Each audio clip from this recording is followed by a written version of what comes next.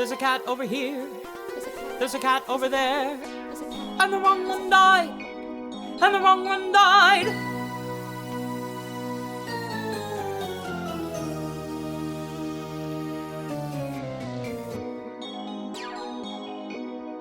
Welcome to The Wrong Cat Died, the podcast breakdown of the catastrophe. I'm your host, Mike Abrams, and today we have another great guest who I know is passionate about cats because I have seen it firsthand. While he's never been in the show, at least to my knowledge, you'll definitely recognize him from his work on Broadway in Be More Chill and Dear Evan Hansen, or on TV in Showtime's Billions. So welcome, Will Roland, and thank you for joining me. Happy to be here. Thanks for having me. I'm excited to have you on because we were at Broadway Con, and I was on doing a live episode, and then you came on Broadwaysted, wonderful friends of Broadwaysted, and you went through a monologue of cats. Oh, yeah. And I'm excited to have you on to talk about that. Hardcore. So let's start. Yeah, happy to. I so rarely get to. So let's start with your history. Like, when did you first see it? Like, was it your introduction as a young child? Like, when was Cats introduced to your life? Okay, so I brought a little show and tell today. I've, a podcast, so show and tell is a great format. But I have here from the original production of Cats, the Winter Garden Theater. I have my playbill from when I saw Cats. So I believe that I saw it in fourth grade, which would be 1999, maybe 1998. I saw, I went with my parents. I distinctly remember we sat like on the aisle in the orchestra. We had like the full blown cat crawling over you experience. And it rocked. And I remember I got this, they sold this CD that I've yet to figure out what this CD is. It's like a vocal selections CD. So, like you can get the full vocal score, and you can get like vocal selections from a show, which is like, just the hits. And this is like a CD that is not the original Broadway cast recording. This is not what I purchased in the lobby. It is some amalgam of like, I have like some London versions of songs and like some Broadway versions of songs that are like in my head, like the right ones. I don't know what this CD is. I'm like, it's one of the great mysteries of my life. Did you get like a bootleg? This like Strange Cat CD. No, I mean maybe we like bought a bootleg on the street. But I don't think so. This is like pre-CD burners. This is like, we definitely got this on the way out. I got the big souvenir program. It was like my parents balled out for me that day. I love it. It's not like a cast album, which is what you expect to get. I feel like you actually didn't get into theater. I think you bought the souvenir stuff, and then you got to the guys with the little taxi cabs on the outside, and one of them just had this like handmade recorded on a cassette tape from a boot, like one of those boom boxes. Yeah, that has all the different versions. I like that idea too. It's I grew up on a bootleg Cats recording. Amazing. So fourth grade, what did you remember? Like, what did you pick up on the show? Because that's young for a very dark plot that I'm assuming at this point. I mean, I am now really intimately acquainted with the plot. I've always found the plot, I don't know. It's simple. We can get into the nitty gritty of the plot. But what I remember from in being in fourth grade seeing Cats, I remember the scenic design. It was incredible. I mean, the thing that they did with that original production, and this probably felt even bigger to me as like a little boy. But there were like the set just sort of like spilled out into the orchestra. And so there was all sorts of like junk and trash that sort of like went up the sides of the house, up into the mezzanine level, which they actually like the set was sort of a fairly, the 2016 production that you saw was like a fairly similar. I don't know if it was like an exact replica of the original set, but it was definitely like the same thing for the most part. The exception being that 2016 production was at the Neil Simon. Is that right? Neil Simon. Yep, Neil Simon. Much smaller space. So at the Winter Garden, it was like this gargantuan, like trash mountain that they had built. So I remember the trash mountain very distinctly. I remember during the overture and the and the naming of Cats, like sort of being climbed over by spandex riddled Broadway folks. And what else do I remember? I that's what I remember. And then I had the infamous VHS, as far as I'm concerned, the only true recorded production of Cats. Yeah, the 1998 movie, which is where most of the lure I think comes from, is that's a lot of people's introduction to the show if you weren't in New York and couldn't go see it over the years. Amazing. Or the many productions. It's an incredible document. It's a true pro shot. It's so good. It's got effects. It's got like lightning and stuff. It's so cool. Yeah.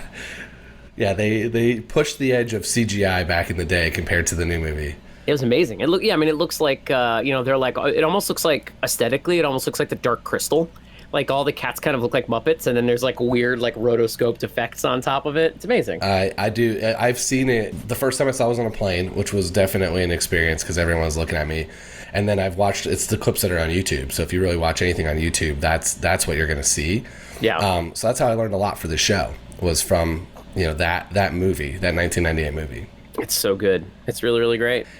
So at this point, 4th grade, all of this is going over your head. It's just singing, dancing, cool set, a lot of like unique stuff. But you're not noticing that the ball's an orgy. You're not noticing that that Victoria's having sex on stage. None of this is all going over your head, right? All going right over my head.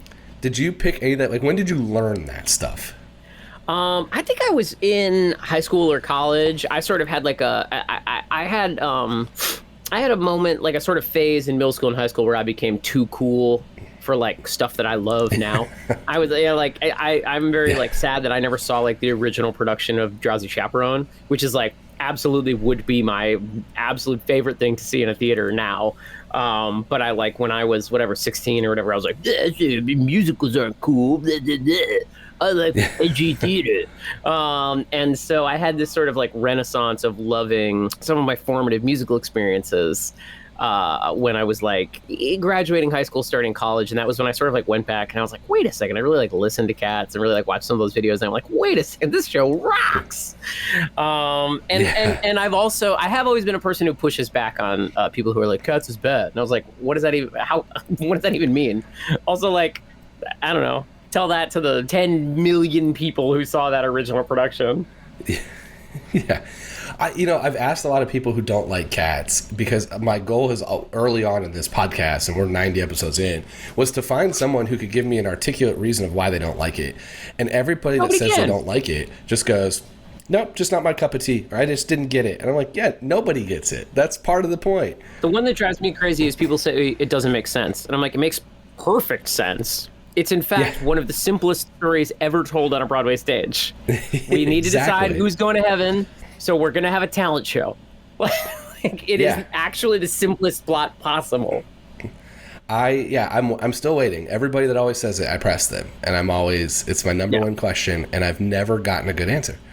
And so one day I'm going to find somebody with an articulate answer, and they're going to be an episode to counter the 90 plus of fans. I mean, I can tell you why I didn't like that very bad movie, but that's a different, that's a different ball of wax. Totally different story. I mean, we can get into the new movie. I'm curious when you saw it. Like, how early did you see it? Like right around Christmas, right when it came out? Oh yeah, I saw it twice in theaters. I saw it twice because the first time I went, I was annoyed because there were like people who had gone to like because they heard it was so bad, and they were like, sort of just they were like. They were just annoyingly loud at the movie theater, and I was like, this sucks. Like, come on, I'm here to see this Gigantor show. And they were laughing at, like, it was like they heard it was bad, and then they were laughing at stuff that actually wasn't bad, but they just, like, had been given permission to think they didn't like it. Like, they were laughing, like, anytime anyone danced. And I was like, it's a musical. It's Cats. Like, people are going to dance the whole time. And, like, the dancing is actually quite good. The dancing is one of the strengths of this very strange movie. And then by the end, like, people were just, like, talking during Gus's song, and I was like, no, this is actually good. So I went to the Alamo Drafthouse to a Rowdy screening, which I thought would be theater fans laughing at the stuff that was bad. But then it turned into like a bunch of like amateur comedians like practicing their tight five, like in the back of the house, like again, heckling Gus the theater cat. And I'm like, for God's sake, shut up for the like little kernels of this movie that are good. Like, let us enjoy them. And then let's all make fun of, like, when Jason Derulo gets covered in milk, or, like, whenever Rebel Wilson or James Corden do anything. Because they were very bad in that movie. Don't tell them I said that. I think you miss... Nah, they've all disassociated themselves from this movie anyways. It did not work. I think you missed it by, like, a week. Yeah. You missed it by a week. I think if you would have went the first week you got a unique experience because you got the unfinished show. So the very first week you got the unfinished show, which is what I saw, which was crazy because it was clearly had some parts where I'm like, this doesn't look done. And then it also had I saw press viewing, so it's like it should be a group not laughing, and they were at least laughing at the appropriate parts to laugh, where it was like, oh, this is ridiculous. Yeah. But then it got to the point where it's like, like you mentioned, everybody went to just go laugh at it, whether they have any idea of the source material or not. But a couple people I talked to, it depends on where you went. Yeah. Totally. What I enjoyed is talking to people in like the Midwest who basically ended up in theaters by themselves. Because like at that point they were like the hecklers were gone, and they were like, I went and I was sitting there with 2 other people and we had a blast because it was like, they were just them there watching it.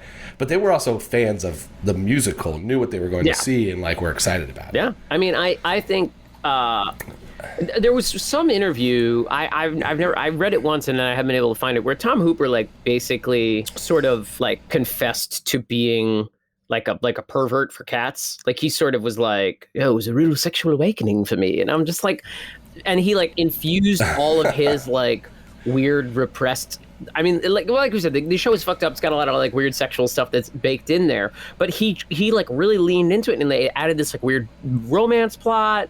And I was like, this is not what this is about, and again, like Jason Derulo covered in milk. Like this was not, nope, wrong.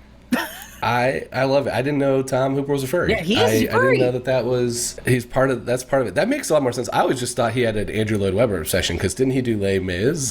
He did. That's not Andrew Lloyd Webber. The movie too. So I think okay, it shows how much I know about Broadway.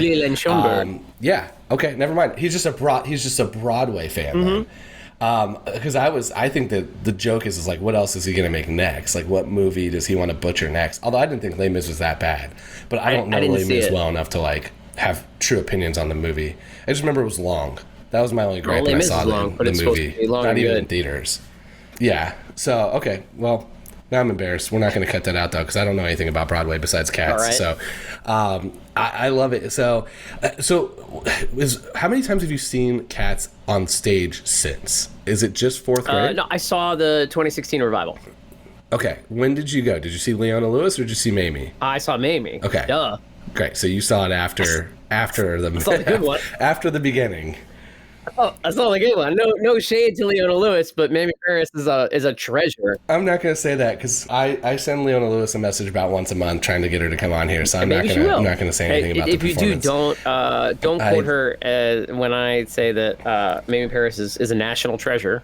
And I think she's incredible. And I loved that, like, everyone sort of was gagged over her production in that, her performance, because it was amazing. I remember I saw it, and I remember going, not knowing, again, still super early and living in New York, not knowing anybody, and then seeing her belt memory, being like, oh my God, who's singing this? This is unbelievable. So yes, it is. And then I think, there's a couple on YouTube you can find of her performance. It's just unreal. And I mean, and she did it at like events too, and it was like, I think I had actually seen her. Oh no, it was afterwards. I saw her do it at like a gala or something, and I was like, she does it every time.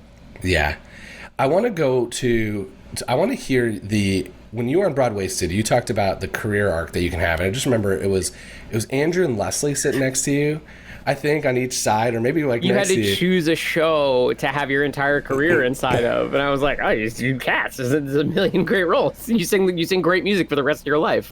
I was sitting in the back, like yelling, like, this is next, because I like being there, but I couldn't. I was mesmerized by Leslie's face. Oh yeah, because she just looked like, what are you talking about? Yeah, she thought that I had like disassociated and like gone into a trance. It was as if I was speaking in tongues next to her.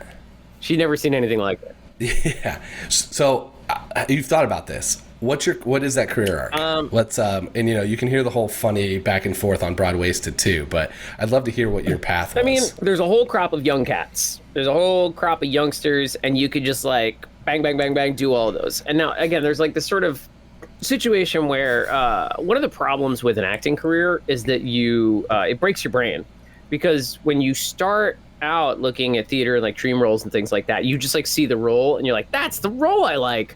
But then when you like try to make an acting career, you're like, oh, but I can't tap, or like whatever. So like, so like right off the bat, like, you start with Victoria, you start, that's the cream. You are the person about whom this is all being presented. You're the audience, basically. You work through all those youngsters. Yep. You can do a Rum Tum Tugger. You could play Mr. Mistopheles 7 different times in the course of your life, because the Mr. Mistopheles is on Broadway ranged from like 22 to 45 years old. So like you can just keep popping in and out of that the whole time. But yeah, you can do like you could do Electra and Demeter. You could do you could do Jenny Annie Dots. That's another one you could do twice. But you can do a bunch of young cats. Then there's like the middle-aged cats who are the Bustopher Joneses, the Skimble Shankses, the McCavities. They're all they're middle-aged. They're not quite over the hill yet. And then there's like the elderly cats. There's Grizabella. There's Old Deuteronomy. There's Gus. And then it's just like bang, bang, bang, bang, bang. You do all these great cats. Did I miss anybody? You can play. Oh, I want to go Jerry and Rumpel Teaser. That's fun. You can do that on opposite nights with your best friend. Yeah. I mean, you covered the key ones. I think you've got Monkish Trap if you want to narrate one time. Right. You've got Jelly Lorem with Gus. Yeah. It is interesting because Bustopher Jones, Gus, and then I think it's Peter in 2016 are all the same cat. Right. So just in itself, you play 3 different ages in one night. Yeah, which I think is I think that's lazy. I think Bustopher Jones should be I think Gus should be like the ultimate princess track. I think like it should be like you should get the greatest actor around who's like old and beloved. You should put him above the title, and you should be like so and so in Cats as Gus. Like it should get single line billing. It should not be like somebody pulling out like putting old man makeup on. Gus should have pathos. I love it. So that's such an interesting idea, because right now Gus has like a pretty rigorous track with the dance and the ensemble in the beginning, and then Bustopher Jones is one number to then completely remake up, redress. You're saying stunt cast it almost like Chicago or like some of these other ones. I love that idea. Who would you stunt cast first? Who would I stunt cast first? At this moment, I would see if like Christopher Lloyd wanted to do it, or if let's see, who are some great, like I would see if like maybe Martin Sheen wanted to come in and do it. Martin Sheen, yeah, that would be a Gus I would love to see. Who are some other like great national treasures? Like maybe I was talking about somebody yesterday being so old. Oh, like what if Harrison Ford wanted to come in and be Gus? Like that would be, Harrison Ford. I don't know, all kinds of great people. You could get some great Brits in there. You could get, Ian McKellen, obviously. You could get like maybe Patrick Stewart comes in. They don't need to really like sing. Yeah, that's true. It is very much kind of like a reading line. They're not. It's an old man telling stories. Which in the '98 movie they did that. And I forget his name. He was knighted, but he was blind. He was like 90 when they did it. He did not do Bustopher Jones. They brought him in. They walked him on stage. Like Jelly held his hand, walked him on stage, and he sang, and then he went off. It's beautiful. So there's precedent for you, basically. I want to do... Yeah, my production would be, like, unsustainable because it would have, like, too many people and too much stuff. But it would be like a modern retelling of that 98 recorded version. Tell me, okay, wait, walk me through that. What does that look like? It would just be like so, the whole production would look like the most expensive thing you've ever seen in your life. It would just, every single thing like would move and light up, and there'd be magic, it would be like a Harry Potter scale production. In my version of Cats, and it would have like 1 million people in it. No one would double. There would be like zillions of cats. There would be too many cats to have them all on the stage, so you would always have cats in the audience, cats in the aisles, things like that. Like you would have a cast of like 65. I love that, because I do think one of the things that like really impresses me, especially talking like the swings, is they're on stage like the entire show. Like they get a break maybe during Mungo Jerry and Rumpel Teaser, but like, they go from the ball to like. Grizabella gets 15 minutes on stage, and the rest of them are on there almost the entire time. Correct. It's the they're in like a show like that. The people who dance those tracks are the hardest working, lowest paid actors on Broadway, and it's nonsense because they're they're incredible. They're doing something that 99.9% of people couldn't do, and 99% of actors can't do. It's an absolutely astounding job. It is. It's mind-blowing. It's really... That was my, like, as someone who knew nothing going in, walked out being like, this is the weirdest thing I've ever seen, plot-wise. That was my biggest takeaway, is I just kept thinking, and I was pretty close. I had decent seats, like really good orchestra seats. And I was like, I can't believe that they're all doing this in full makeup on the ground on top of each other for 2.5 hours straight. Yes, because there were and so in many the original injuries. production, they did it on a rake that was later deemed to be illegal. Like you cannot build a rake like that anymore. Equity simply won't allow it because too many people got hurt doing cats. Yeah, I didn't know that was a thing until I started interviewing people this show, and then that just made it, again, 10 times even more impressive of like, wait, you're doing this on an incline, too. Illegal rake. My friend Garrett, when she auditioned for the original production, was auditioning for Jenny Anecdotes, I believe. And she said she lost her footing at one point while she was tapping, and she just tumbled all the way down the stage. She was like, you can't stop yourself. You're just rolling. We're going to take a quick break, and then we'll be back for more of The Wrong Cat Died.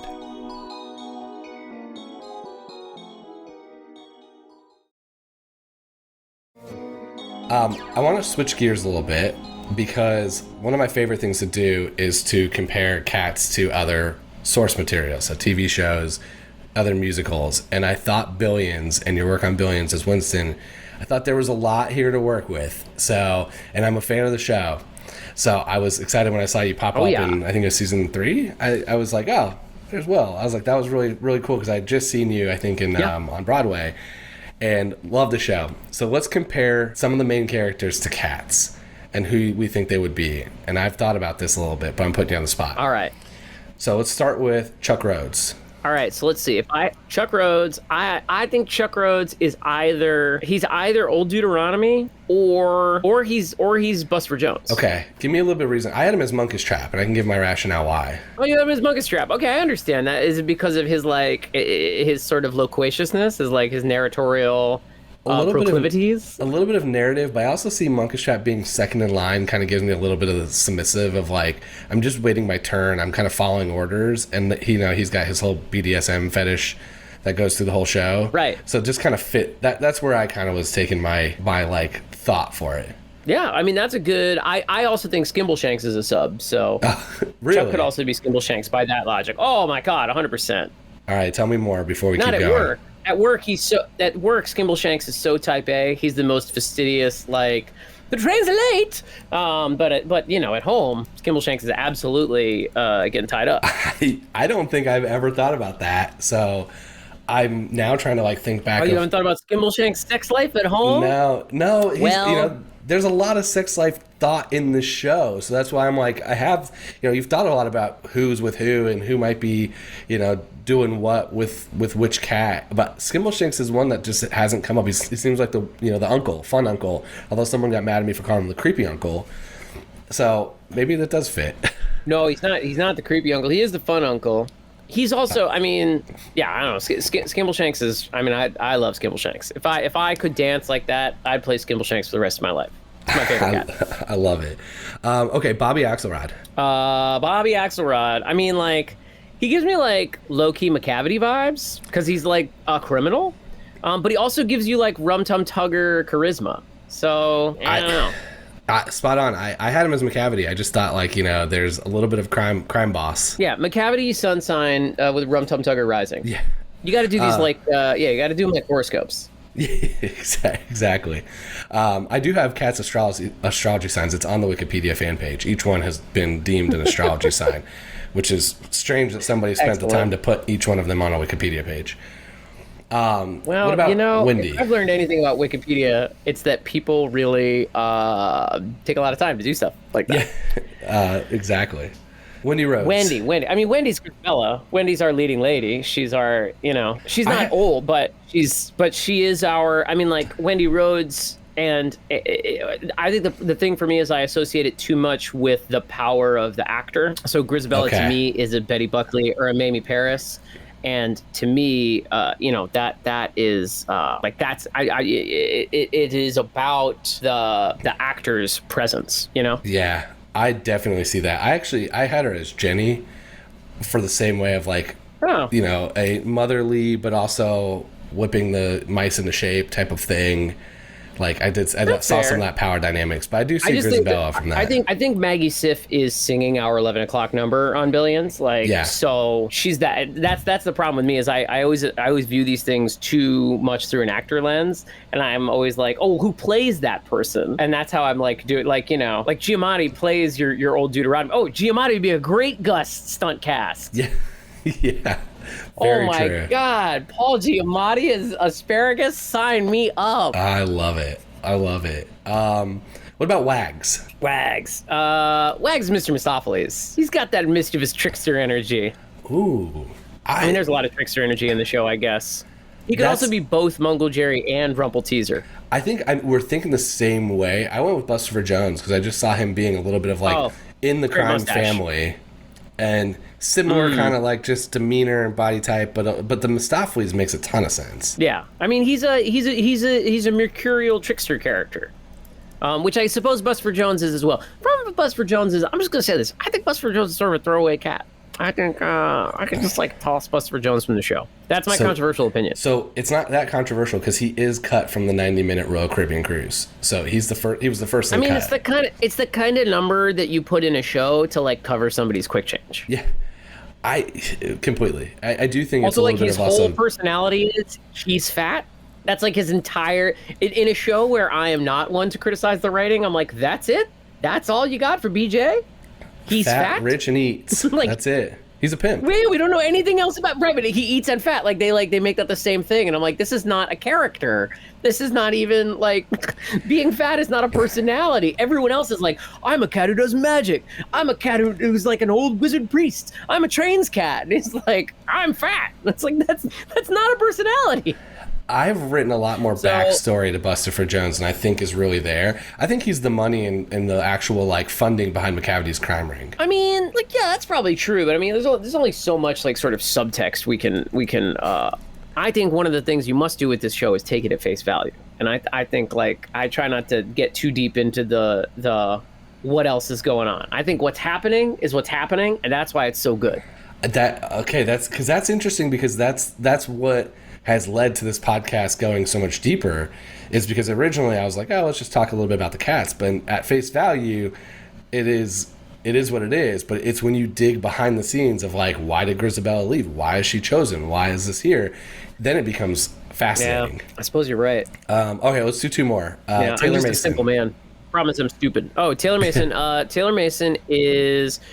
Oh, man. I'm going to say Taylor Mason is... Taylor Mason's... I don't know. See, this is a problem. Working with Asia, they have real Rum Tum Tugger energy, but like Taylor does not. Yeah. So, so I immediately went like, Rum Tum Tugger, they're so much fun. And like Taylor Mason, the character is not nearly as fun as the Rum Tum Tugger. Thanks. Taylor Mason is tightly wound. That's a good answer. I went with Mistopheles. I very like smart, magical. Although the part of it's also a little. I thought there could be some like Mungo Jerry Rumple Teaser. Yeah, I mean, there's also something very sinister about Mr. Why does he know how to do all this stuff? Yeah, yeah, that's a whole different story. What about Winston? How'd you cast yourself? Oh, Winston. I mean, I think Winston is like half of the Jerry Rumple Teaser. I think there's like a couple of duos on the show. So there's like Winston and Ryan, and there's Tuck and Ben Kim, and I think they're both Mungo Jerry Rumple Teaser, like, we just work for the boss kind of energy. Exactly where I had it, so love it. Let's do some rapid fire about cats. So if you could go on, we talked about the arc of what you could do, but if you just had one night you could go on, forget if you could do it, to your point, like you're not thinking about ability. Yeah. Which cat? Whether or not I can tap. Which one are you going on for one night? I want to be Gus.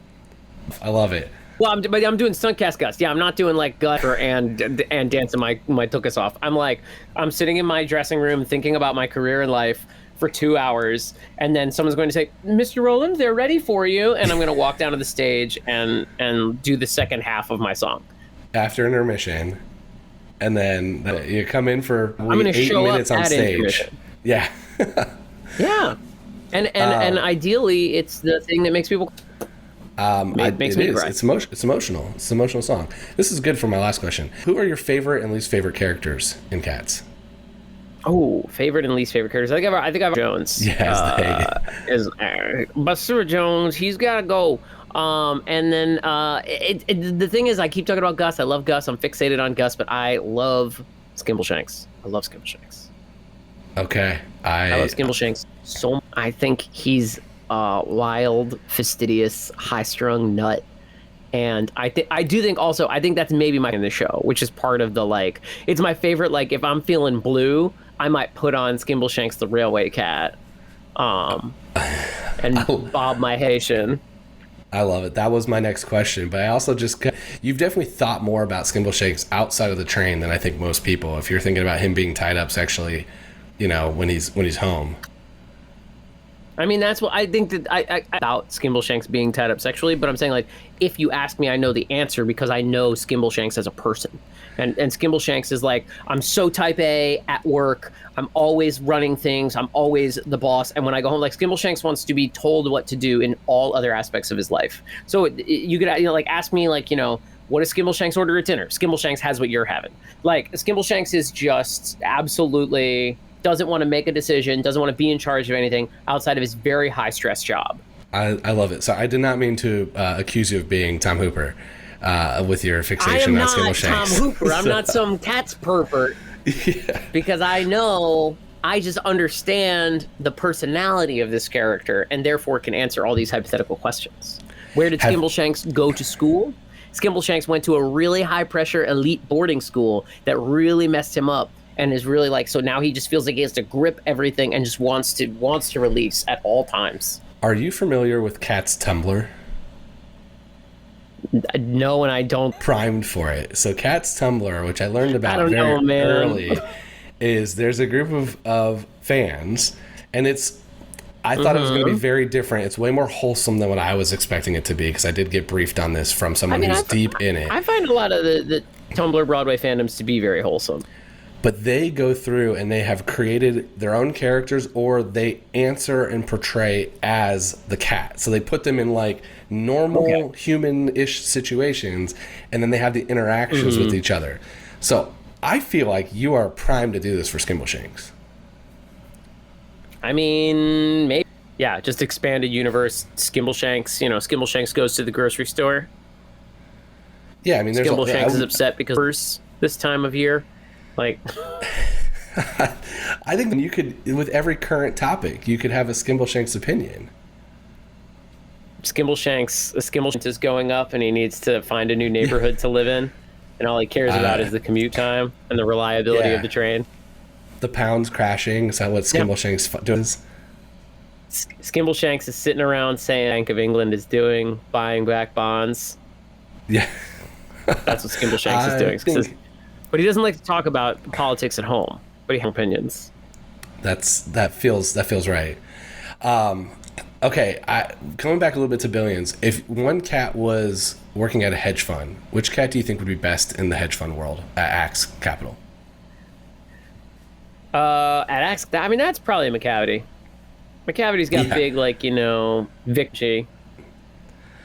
I'm calling out his character. He gave me Tugger vibes too, just over the top, 100%. Confident. I love it. Okay, final question. This is the $1 million question. Is this whole podcast is centered around that I don't think Grizabella is the right Jellicle choice. And so I'm curious who if you're old Deuteronomy, who are you picking to go to the Heaviside Layer and why? Am I picking to go to the Heaviside? This is such a hard decision. It's a hard decision because I think the show sets you up to sympathize with Grizabella, but my sort of broken brain, like, we got to send Gus to the Heaviside Layer. He's ready to be reborn as a new young actor. I don't know. I think Grizabella is the Jellicle choice. Oh, that's a deep question. I think if you think Grizabella is the wrong choice, you must think there's a better choice. Well, it depends on how you analyze the show. So that's where I'll start. I think if you look at it from a singing competition, which is where my first time I saw it, my joke was I saw Leona Lewis, I saw the X Factor on drugs. And so I thought, who am I going to combine? Because that's what they do, Fifth Harmony, One Direction. So I wanted Tugger Mistopheles together. Yep. Those were my favorite performances. I think Skimbleshanks could get in there, but I was scarred by Skimbleshanks because the light hit me in the face, and I was blinded for about like 30 seconds. So I have a lot more hate towards Skimbleshanks that I know roots from that experience. They build a whole train. That's the best number in the show. I know, but the one light was pointing directly at me. The best number in the show. You need to reform this opinion, Mike. I gotta keep seeing it so I can be like and sit the other side of the theater so I don't get hit. Yeah. But so I think that, but if I really like, if I'm putting a thoughtful brain on, I do think like the whole arc is Grizabella's coming back to be with her family, and I find it weird that you're just going to murder her instead of letting her have a year with her family. So I do think that the like logical answer is Gus. Yeah. Yeah, it's time for him to go to the Heaviside lair. If you... I've never understood why old Deuteronomy can't go himself. Well, that's a good question of when is it his turn. And like if you're Monk and you're waiting I in know line, he has to make the Jellicle choice. Yeah, but, right. Is he some sort of like, has he entered into some religious order that like absolves him of the, you know, he's like a cat shaman, and he's like, I can't actually undergo the rite myself because I have to administer it to others. I mean, if he has a sacred duty, I understand, but I think like he deserves it. He's very much a spiritual and community leader to these cats. They make it seem like Monk is in line though. So that means that there'll be a moment where he takes over. And so when is that? Yeah. I do love the conspiracy theory that old Deuteronomy is a serial killer and this is his way to hide it, which is fun. She went to the Heaviside. Oh my god! But here's why I'm sticking with you on this though. So you're picking Grizabella. If you stunt cast Paul Giamatti and you have him go out there and you don't pick him, you think he's coming back on the next night? That's what I'm saying. Well, but you're also stunt cast Grizabella for many, many years. They just, this is true. They didn't quite do it with Gus. So, you are sending Betty to the Heaviside lair. She definitely won the talent show. That is fair. Which again goes back to what's your first introduction to the source material, and mine was Leona Lewis, which is different than Betty who Buckley. did I see? Wait, let's look in my little thingus. Who did I see as Grizabella the Glamour Cat? Could have been like Liz Calloway. Could have been. I'm trying to think of what time you were in there. I saw Linda Balgor. Don't know Linda. Dude, amazing. I mean, again, I was wow. Okay, got it. Shame on me. Shame on me for not knowing Linda Balgor. Listen to this. I mean, she was in 2 national tours. She was Norma Desmond on the first national tour of Sunset Boulevard. She was also in. Oh my God, she was in The Fix. I love The Fix. Weird musical. See, you should know this stuff. I shouldn't. I thought did Les Mis, so this is your wheelhouse, not mine. Yeah, that's true. That's the kind of stuff I know. Wait, but I did see crazy. Listen to this. So I saw Chris Catelli. Is that right here? As Mr. Mistopheles? Where is he? Mistopheles. No, Jacob Brent. Catelli. Is he one of these guys? Jacob Brent was original, I think, right? Really? I think he was. He's also. Let's find out. He's also been heavily involved with a lot of the productions after. Oh. He played Mr. Mistopheles' cat. Well, on video. 98. Okay, so it's the 98 movie. There you go. That's what it was. Not the first. He played the role when the company broke the record for longest running Broadway show. He was in the original Las Vegas company of Starlight Express. Yeah, so I saw a great Mr. Mistopheles, which probably had a huge effect on my enjoyment of the show. This era that you went to is probably the least covered I've been. I've talked to a lot of 2016, a lot of current tour, and a lot of the early, the National Tour 3, which is right around the original Broadway. But this 90s era is a group that I have not broken into very much. So this is a group I need to talk to. Chris Catelli was Pouncival in this production. Pouncival. And I saw Selena Carvajal, now known as Lena Hall. Wow. Selena Carvajal was and she's on. Oh yeah. Isn't Lena Hall? Didn't she just join? What did she just join? She just joined Little Shop in New York, I think. Is she playing? I'm almost positive she's joining. Yeah, that got announced a couple weeks ago. I think she's quite good. I'd love to go see her do that. So, I gotta go see. I love it. This has been so fun talking. This has been great. Just talking about cats. How can people stay in touch with things you're working on, social media, keep up with everything you're doing? They can follow me on Instagram, which I don't use. They can follow me on Twitter, which I basically only use to tweet about housing reform. They can catch me on seasons 3, 4, 5, and 6 of Billions. I think hopefully season 7. We'll see. Wow. And besides that, I don't know. that's where you can find me. But I tweet about stuff. My Instagram is it's got underscores, so it's actually _Will _Roland, and my Twitter is Will _Roland, and yeah. It's just empty Excellent. space. If they follow me on those platforms, they are guaranteed to not get what they signed up for. And whenever you get a Shanks, you let me know and I'll link it so people can follow along your musings. Yeah, I will. Yeah. Amazing. This has been so fun. Thank you again for being an amazing guest. Thanks for having me. Thanks everyone else for listening to this episode of The Wrong Cat Died, the podcast breakdown of the catastrophe. To follow along, you can subscribe on Apple Podcasts, Spotify, Stitcher, or anywhere else you listen to podcasts. Follow us on Twitter and Instagram and TikTok at The Wrong Cat Died, or check out our website, thewrongcatdied.com.